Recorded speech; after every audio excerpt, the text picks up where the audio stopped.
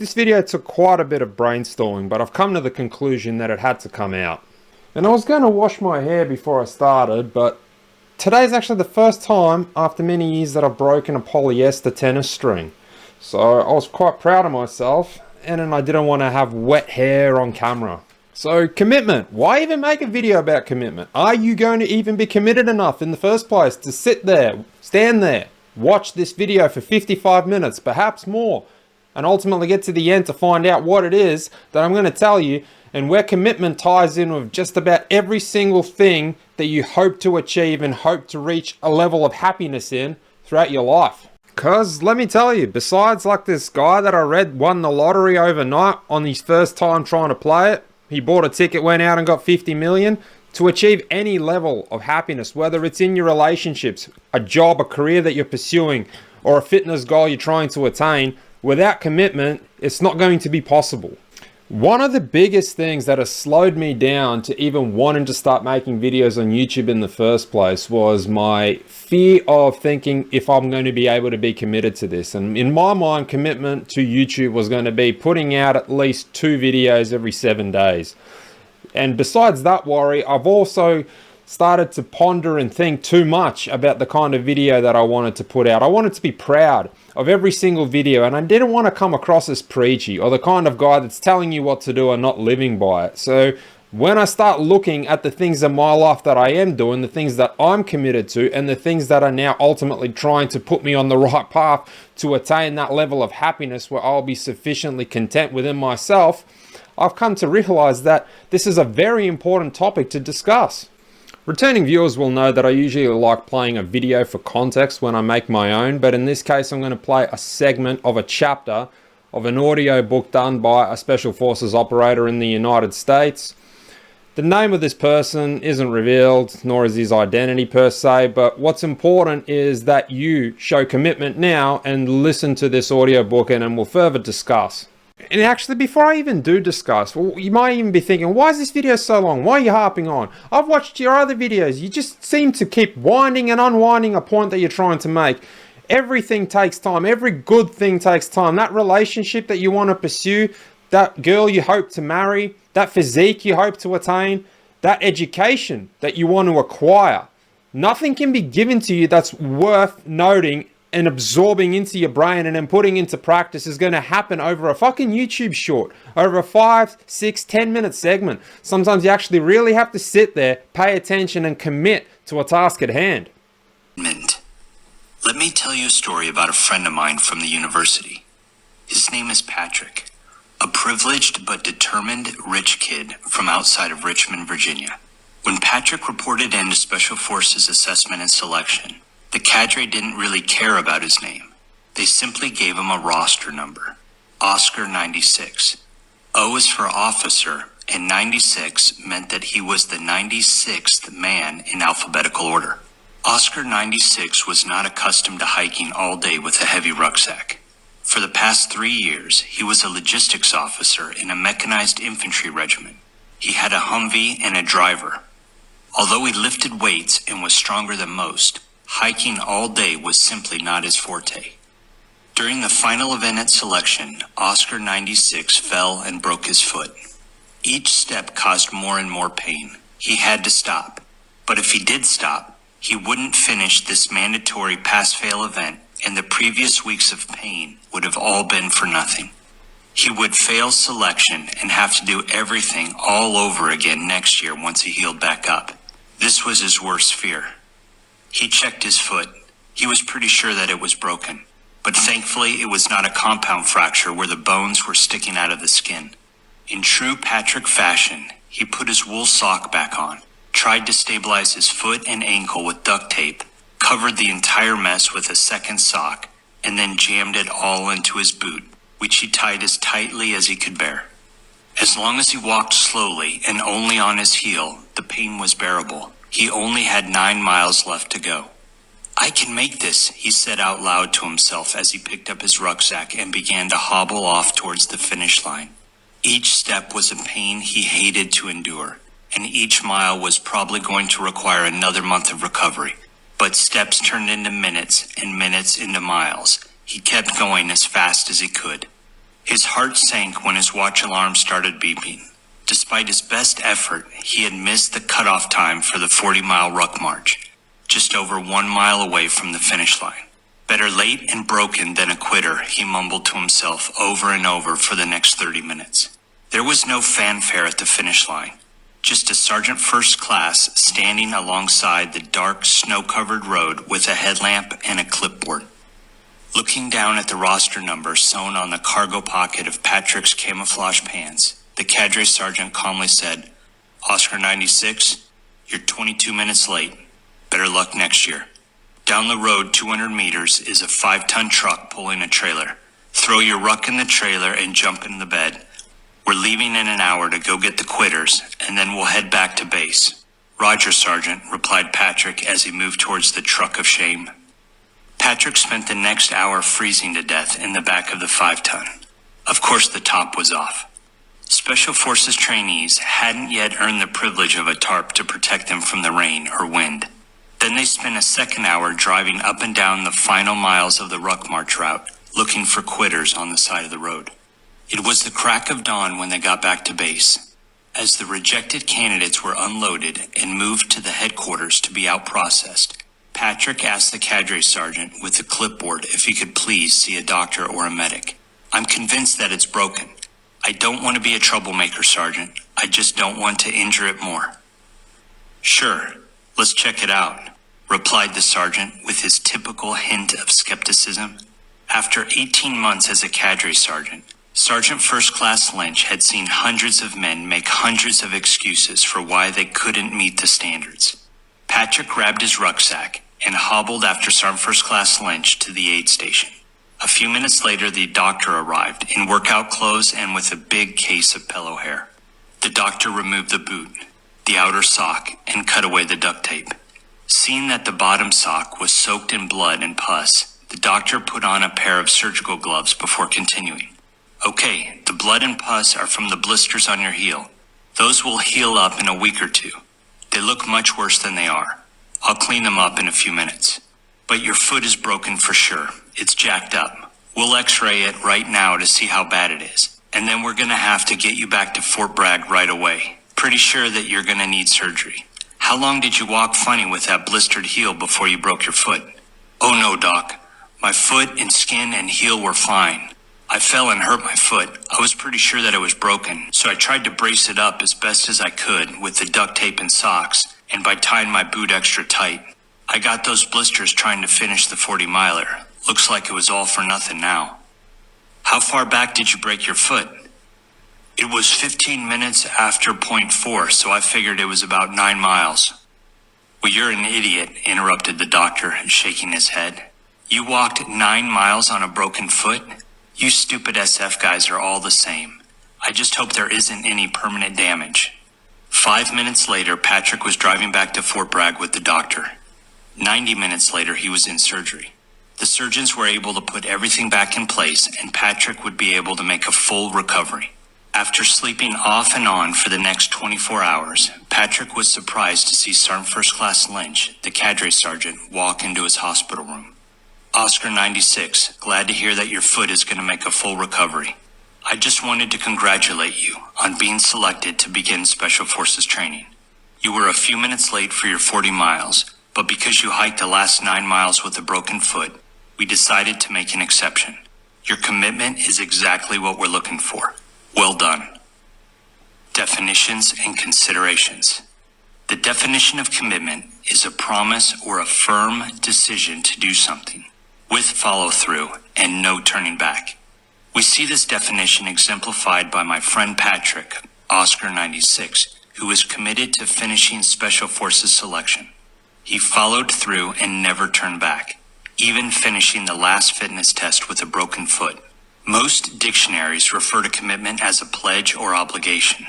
For example, we pledge to provide this many troops to the UN mission in Africa, or I pledge to be there for you as your husband for the rest of my life. But these definitions forget the most important part of the pledge or promise or obligation, the follow-through.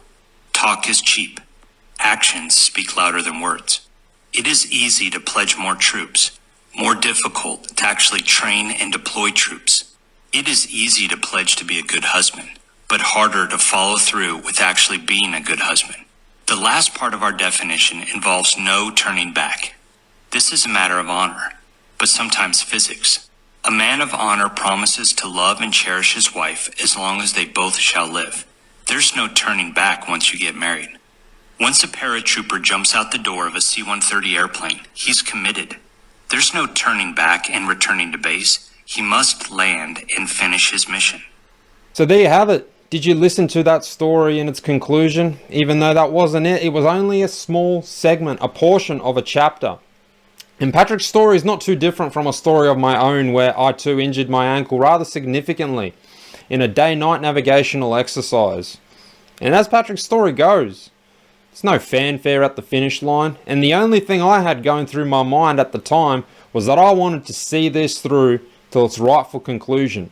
Now, unfortunately for me, it didn't happen at the halfway point or nearing the end. It was rather at the very start, an intense heat and unbearable pain for the first couple of hours to put any weight on it. Now, unfortunately for me, my teammates, people, the men in my section couldn't carry the weight for me. They couldn't test for me. During the evenings before the night component started, they would bring me ice and help me strap the ankle and shove it back in my boot. They did what they could, but ultimately, against perhaps their better judgment, I declined to ask for help, to turn myself in, so to speak, and request a medic to be taken off this particular exercise, and I wanted to see it through to the finish line. And the only thing going through my mind was to not quit. And to this day, about 8 years later, I still think back to that moment and think, if I quit now, I'll always quit in life. Now, for the most part, all I got was a pat on the back, and unlike Patrick's story, no one came to my hospital bed and told me that I got into special forces. Unfortunately for me, the surgery came about 6 years too late. I ultimately needed to have multiple surgeries and probably will go on for the rest of my life to have permanent damage and walk with a noticeable limp. But it's the price I paid to stay true and committed. And sometimes commitment means seeing it through to the bitter end.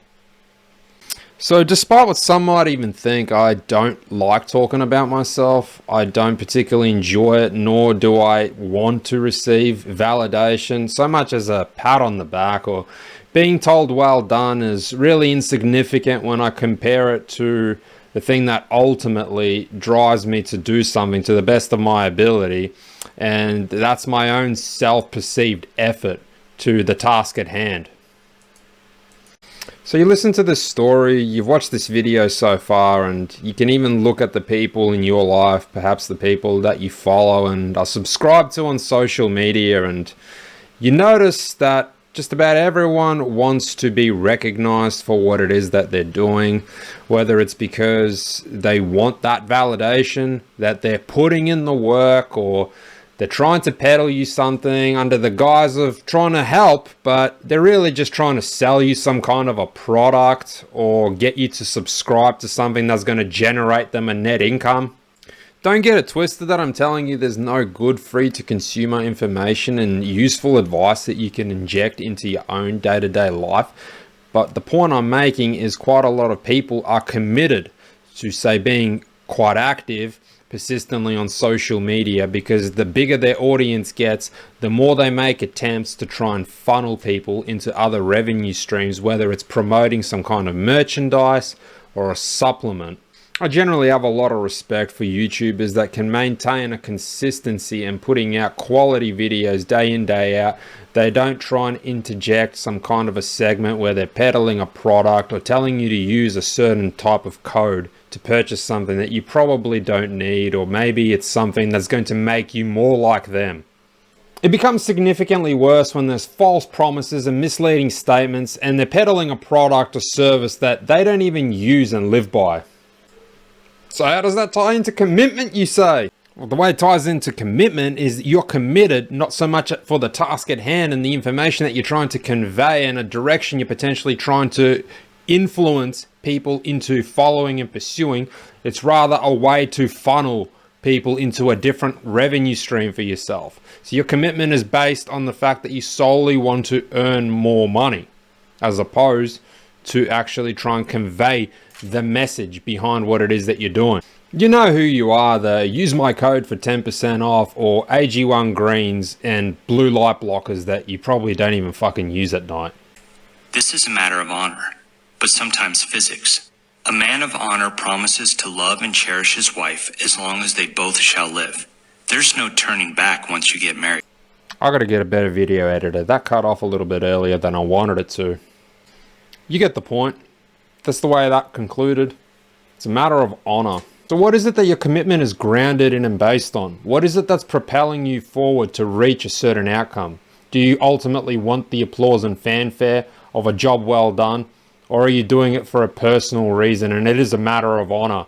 Are you faithful to your wife and you stay with her through thick and thin because that is wholeheartedly what you believe in and you want to live by the words that you swore on your wedding day? I generally think it's really important to answer that question for yourself. Why is it that you want to achieve a certain goal? Because it's also an honest answer to give that you want the applause and fanfare, or you want to be validated for an outcome well done. You can tell yourself that you put something out and took a bunch of photographs and made a video montage of your 12-month transformation because you want to encourage and motivate people. But chances are, if you got told ahead of time that there was no way that you could monetize that video, and the only people you would be able to potentially show it to would be family and close friends, that you might not potentially get any sort of viewers or be able to generate fame or an income for yourself, would you still have went ahead and committed to filming that 12-month transformation? I'll use myself as a tie-in example. At the time, my girlfriend walks in and she says, "Why do you have an $800 microphone? Why'd you go out and spend thousands of dollars on all this hardware when you haven't even acquired a following? When people will potentially not watch any of your videos and there might be no way that you'll generate an income from this." You look at everything so intensely. You're always trying to do everything to the extremes. You just started playing tennis. Why do you need to sit there and watch 10 different videos on the types of strings, the tensions to string them at, what's the best for the type of playing style that you have, and why do you even need to own 5 rackets worth hundreds of dollars? You don't have to replicate the way I look at things and, as my girlfriend delicately put it, do things to the extreme. However, the way I view the things that I do and the things that I ultimately end up committing to try and commit myself means to do the thing long term, not in pursuit of ultimately acquiring a result through monetary gain, but commit to the task at hand to the best of my ability, meaning to the best of my affordability for the task at hand. So if I'm going to sit there and record myself playing games and make videos, I want to know that to the best of my ability, I have went out, sought out information that allowed me to make a decision to purchase the best microphone that I could afford. I know that if I'm going to commit to tennis multiple nights a week, even though there's not going to be any fanfare if I win, there's not potentially any sort of opportunity for me to monetize this activity, I want to know that every time I step on the court, I give it my best with the best equipment that I could afford at the time. Yeah, but you look at things too seriously. Why does it have to be to such an extent? Why do you go to extremes? Being committed to me means putting my best foot forward, getting the best out of myself. Honestly, I simply don't want to look back at anything and think that I left something out that I could have filled. Commitment is pain. Commitment is a test to your moral fiber, and commitment is in no way a guarantee that it's going to be a journey of sunshine and rainbows throughout. And that's where we can really start looking at the modern day and the overall dating market. People only want to be committed to one another while it benefits them. They want to equate it to what can I get out of this and where is it in my favor. And as soon as it becomes push and shove, tussle and bustle, they have to give more than they receive. They try and find a way to check out and wedge the foot in the door. I've alluded to this in some of my other videos where consistency is key, and consistency can be an interchangeable term with the word commitment. How committed are you to the task at hand to acquire the result that you hope to achieve? See, anything worth doing is going to require consistently doing it. It's going to require a certain commitment, which means that you aren't willing to compromise. You can't simply diet for a day, a week, and hope to achieve a significant result. It's going to take consistency and commitment by you to eventually establish that and try and hit your macronutrient goals over time to recomposition your body. You simply won't get strong because you went to the gym, picked up the heaviest weight once, left, and didn't come back again for another 6 days. Building strength, recompositioning your body, increasing your VO2 max, none of it, despite your best efforts, is going to happen in a singular attempt. There's a reason why I don't like to promise people things or commit to some kind of an expectation that they have of me, and I like to set the tone straight away from, say, a first encounter with a woman. I want to know what it is that she's going to commit to this relationship, to this interaction, which is why, like going back to my last video in terms of meeting up for a coffee, the most important thing I want to establish is her level of commitment, which is why her past might be scrutinized by me, and I want to delve deeper into it. For example, I went on a date, we'll call it that for simplicity's sake, with a woman that recently told me that she had left her husband, and I sat there and I asked her this question as to why is it that she decided to leave her husband. She ultimately told me she fell out of love with him, and he simply couldn't understand that I was no longer feeling this particular thing for him. Even though she was married to him, knew him for the better part of a decade, she let that go, and that signaled to me instantaneously that even though everything was rather stellar and she was struggling to produce the words to even downplay or say down talk this man and point out some significant flaws in her relationship with him, she simply couldn't state anything beyond the fact that she was no longer feeling a particular feeling.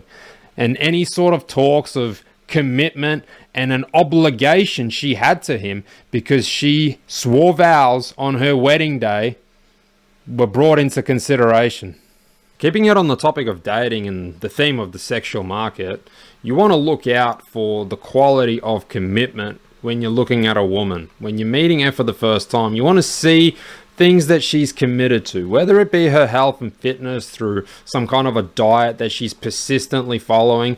It doesn't really matter what it is. If she tells you she's vegan, but she lives by it, she's committed to it, she's been eating a vegan diet which doesn't compromise for numerous years, and she hasn't broken her pledge ever since she started. She's an avid sportswoman. She pursues a certain sport, whether it be individual or team-based, and she doesn't make compromises or excuses. No matter what beckons of her, what kind of a commitment she has to make, whether it's drive an hour, 2 hours in one direction to partake in a 90-minute sporting event, she's committed to fulfilling that pledge, again, whether it be in a team environment or whether it be for her own personal reasons. She sets out a task and she pursues it and doesn't compromise no matter what. Commitment closely links with reliability and then maybe her accountability if, say, she found herself being unreliable in a certain situation. I'll give you a light-hearted example and something that women can just generally play off as being casually late. You've made reservations for a particular type of dinner date. Maybe you've booked tickets to see a movie or some kind of a show, and there's this degree of reliability now that someone has to take to rock up on time. And it doesn't even need to pertain to necessarily an event. You simply agreed to meet someone at a certain place at a certain time. And perhaps, whatever the reason may be, unless it's under extreme circumstances, that person finds themselves late time and time again. Naturally, it should start making you raise questions as to where her priorities lie and what is the reasoning behind her not potentially even taking any accountability for her actions. If it's simply dismissed time and time again as some kind of an insignificant affair that I find myself 5 minutes late, perhaps 10 minutes late, and it's always downplayed with, well, they can wait, this is an insignificant event, what difference does it make? It really should start making you question her commitment to you.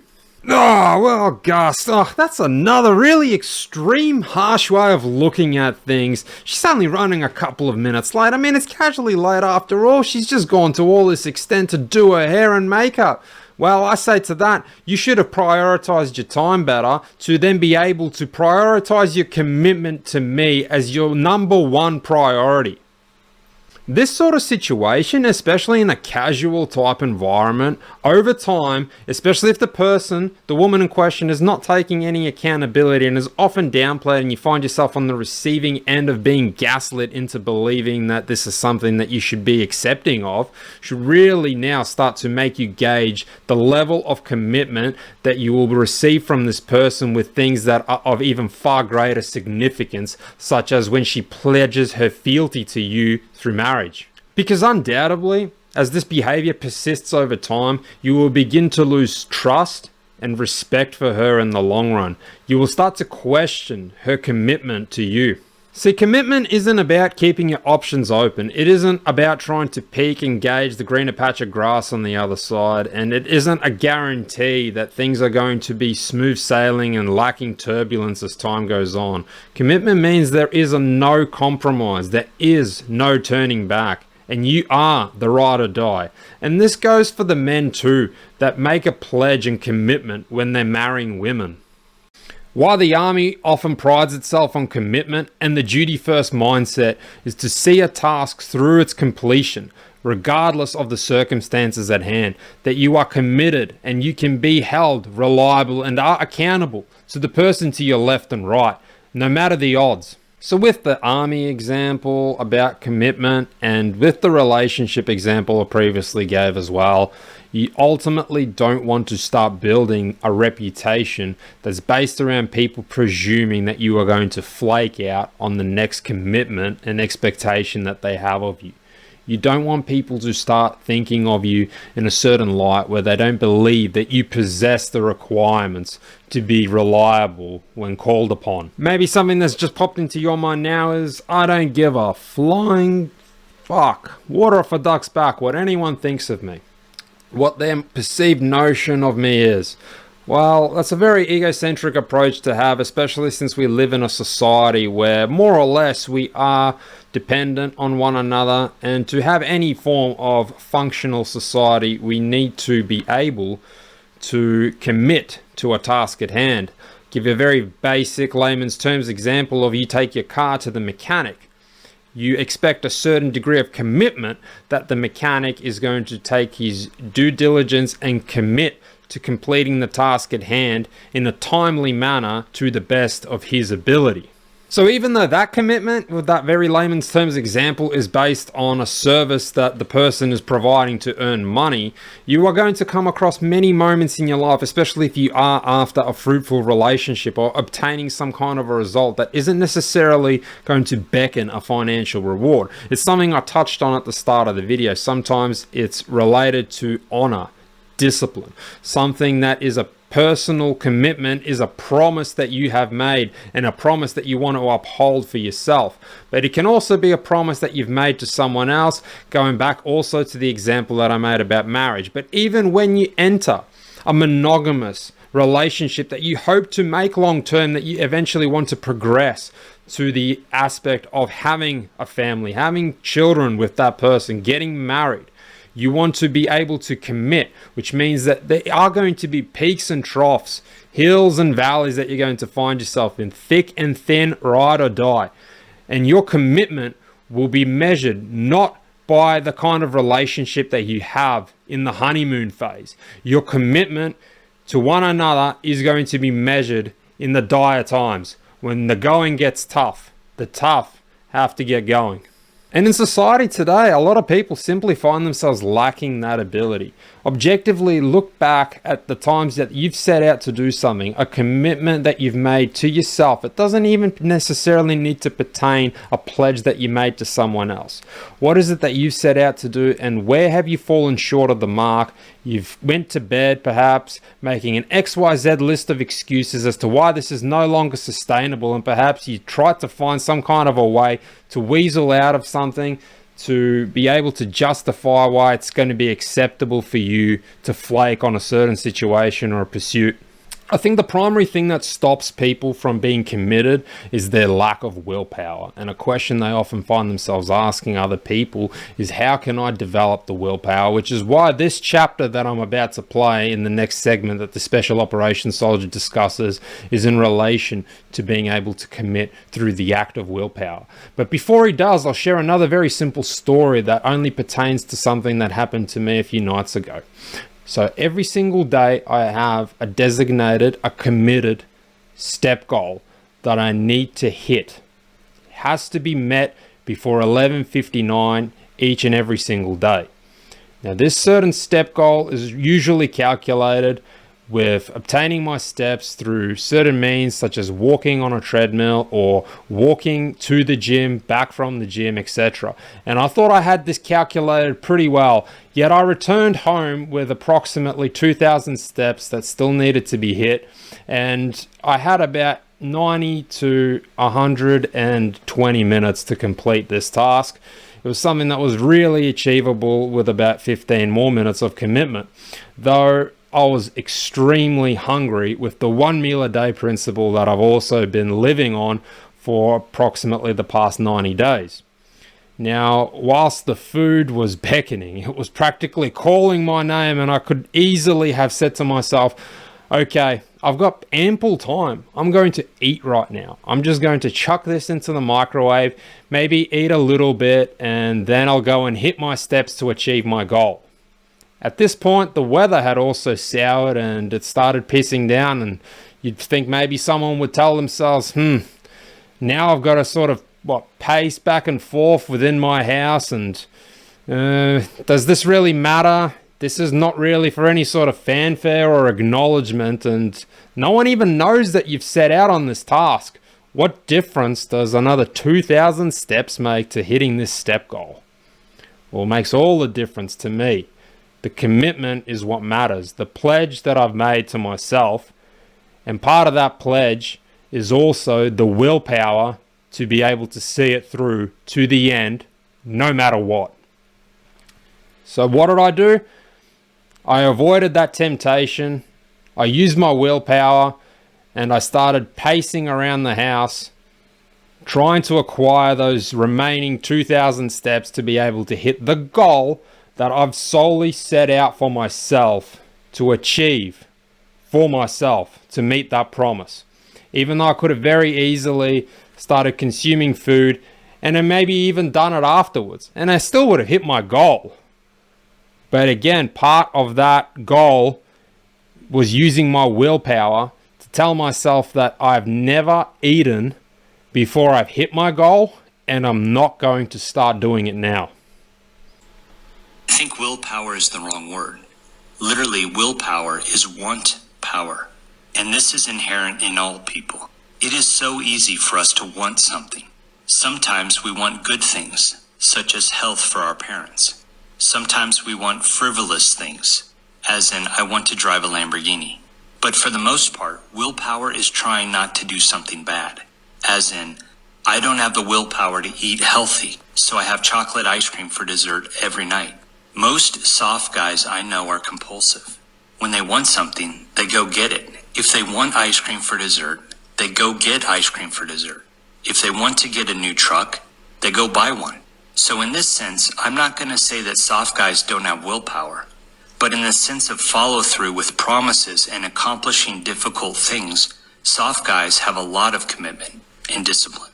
And this is what people are asking about when they want to know how to have more willpower. What they really need is commitment and discipline. And for this reason, I'm not going to discuss willpower as a separate mindset. I made it a paragraph in the chapter on commitment here, after the chapter on discipline. What it isn't. A commitment is not just making a promise. A commitment is not just making a pledge to do something. A commitment is not just making a firm decision to do something. A commitment is not just acknowledging your moral obligation to do something. All of these false commitments are easy to make. Perhaps they are done to save face, to be politically astute, to get accolades. A real commitment from a person of character also involves the follow-through. What it is. A commitment is making a promise and following through with it. A commitment is making a pledge to do something and following through with it. A commitment is making a firm decision to do something and then following through with it. A commitment is acknowledging your moral obligation to do something and then following through with it. The best indicators of. The best indicator of commitment is when you never even consider quitting. Anything short of finishing is unacceptable. A committed father will never give up on his wife or kids. A committed special operations teammate will fight to the death to protect the brothers on his left and right. Quitting or walking away was never an option. Your priorities are also indicators of your commitment. If you are truly committed to finishing something, then you make it a priority. I've never met a MARSOC raider who was in bad shape. I never met one who said, "I was too tired and unmotivated to work out." Never. They're all in great shape. And this is because they are committed to their community and would never give anything less than 100% to their physical training. If you're committed to your marriage, then you make it a priority. Your hobbies, video games, and buddies are not priority one. Your wife is priority one. You are committed to her and she is your priority. Your time is another indicator of commitment. If you are committed to doing something, then you dedicate time to accomplishing it. If you don't care about something, it's more difficult to commit the time required to accomplishing it. Another real life story was a fight that I had with a significant other. We had this fight around Christmas time, which I suppose is an applicable time of year right now in the present to even be talking about this. She walks in after this fight and basically tells me that we probably should break up. We don't see eye to eye with a lot of things, and she even asks me this question. I still remember it like yesterday. We were both pretty upset, and she says to me, "Why do you want to pursue this relationship? Like, let's just go our separate ways." And we're not married. I've never been married on that note. But I told her that I'm committed and I don't quit. That nothing has happened to make me turn my back on you, on this particular relationship. And I am willing to put differences aside. Comes back to now everything, to this very point in the video, that you will likely go on to have, or maybe even have had, similar kinds of conversations where you try and find a way to be able to justify a sort of action. You want to annul some kind of a pledge, a commitment you've made to someone else, and you use pretexts such as, "We don't see eye to eye any longer," or as the woman once said to me that I've gone on a date with, "I fell out of love with my ex-husband." You try and wriggle your way out of a pledge and commitment that you have to someone else because of a certain way you feel. You really struggle to deep down even find the words as to why you want to back out. And like I said, that's a natural thing for the willpower to come into question, whether this is even worth my time and effort to continue to pursue. But that's what being committed is that once you have made the promise, your words have to speak through your actions. They have to have that merit to be able to say that this is going to be till my dying day, that I'm going to see this through to the best of my ability. Doesn't always mean that you will hit a desired outcome with your commitment, but I personally want to be the kind of man that can look back at his life no matter what point it ends and say to myself that I did all I could in that particular situation. I put my best foot forward And perhaps something in that time wasn't enough for the desired outcome, but I don't ever want to look back at something where I had the means to go further, to do a little bit more, to invest a little bit more time, to stay true and committed, that extra little bit, and I didn't. That is the kind of guilt and shame and regret that I would have to live with for the rest of my life, that I want to avoid at all costs. Then he goes on to say that you shouldn't overcommit to things, that you shouldn't have too many commitments, and you really need to only commit to your priorities. So he used the example of a committed husband will prioritize his wife, his children, his family. You don't want to be the kind of person that tries to commit to every single thing that he sets out to do, in the sense that you take on more than it is that you can pursue, more than it is that you can handle. You will simply end up being unable to fulfill any commitments at a point where you'll simply become exhausted or burnt out, and it won't be a sustainable way of living. So it really is then a matter of balance and priorities. Too little commitment to something and you will become flaky. Overcommitting to things will simply be unsustainable as time goes on, and then you won't be able to fulfill your duties and pledges. Bringing this to the man, the woman, the young man or girl watching this right now, you have to know that without commitment, the discipline and willpower, and how they all tied in so far together in this video, you simply won't obtain and sustain any degree of happiness, whether it's in your relationships, in your form of employment, in any sort of meaningful task that you set yourself and embark upon. Without commitment, nothing will come to you overnight.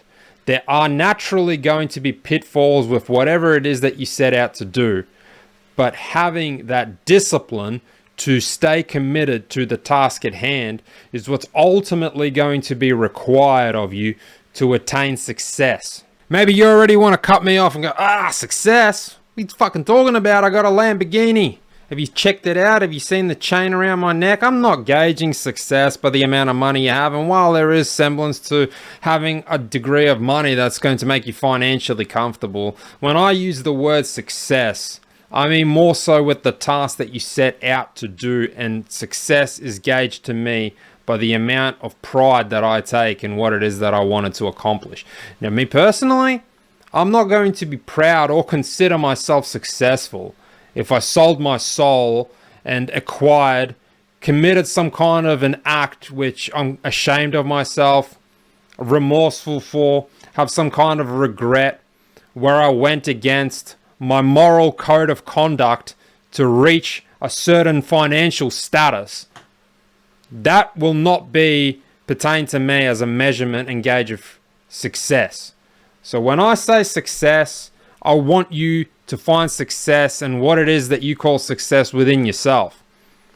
If you stay true to who you are, if when you swore your vows to your long-term girlfriend to make her your wife, that you believed every word that you said to her, you believed the ceremony and process, and it isn't a Disney fucking fairy tale to you, really emphasizing that you made a pledge and you are going to live by it. Day in, day out, you possess that sense of responsibility, code of conduct, and honor, that you're going to see this through no matter what. You gauge your success because you've hit your fitness goals, you've turned your health around, you know where you were at this time last year, and you can look in the mirror without needing anyone to validate you, show you, and applaud you that you've done something really well and now you've got some kind of a promotion out of it. Gauge your success in the gym. When you look back and think, wow, 12 months ago, I hadn't stepped foot in a gym before. Now I can see my abs. Now I can get on the treadmill and run at a sustained pace for about 15 minutes. I can lift weights that I only imagined I could lift before. I've got a certain degree of strength and fitness. I've got a certain aesthetic and I've recompositioned my body, not because I need validation, not because I require the dopamine hit, nor am I seeking it on a form of social media for people to be able to evaluate and rate me. No, I'm proud and confident within myself, and I don't even need a pat on the back from members of my family to feel this certain sense of worth and accomplishment because I was committed to turning my life around through the means of health. Throughout your life and in your social circles, people will go on to see that you have integrity, that you can submit yourself to being committed to a task at hand, and you will see it through. You aren't willing to compromise on the things that you prioritize, and for that you will be respected. So if you start a project, complete it to a desired goal. If you join a team, complete the season. If you sign a contract, fulfill your contractual obligations. If you make a promise, commit to seeing it through.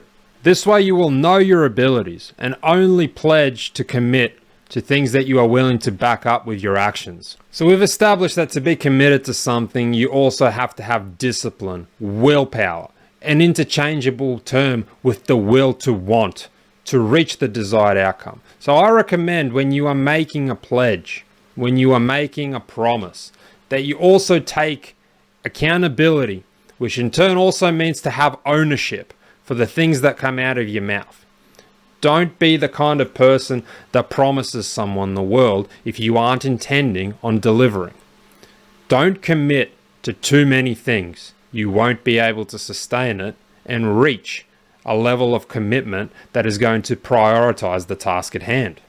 You see, in my mind, commitment builds and plays on a sense of purpose. And for a man, I don't think there's anything more important throughout his lifetime than finding a sense of purpose.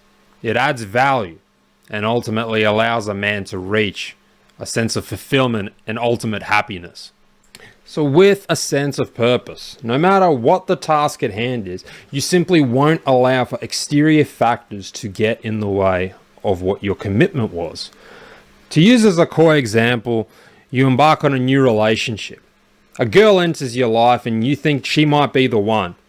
You simply won't allow her to shot call and tell you what it is that you are doing has no real sense of value. If you have established that what it is that you hope to achieve gives you a sense of purpose, simply no one else can intrude on that and override what it is that you aspire to achieve. She, for example, has to understand that before she came into your life, you had boundaries and a commitment, a discipline and a will to see a particular thing through till its rightful completion. No one else can come and enable you to override your priorities, to put them in number one. Over time, it's natural that things can take precedent over certain other elements in your life. But if you already embarked on a task before this person has entered your life, you've communicated that this is a desired outcome, a goal that you want to achieve, that it's giving you a sense of purpose, and you have to give it your all or die trying. That person then has to evaluate.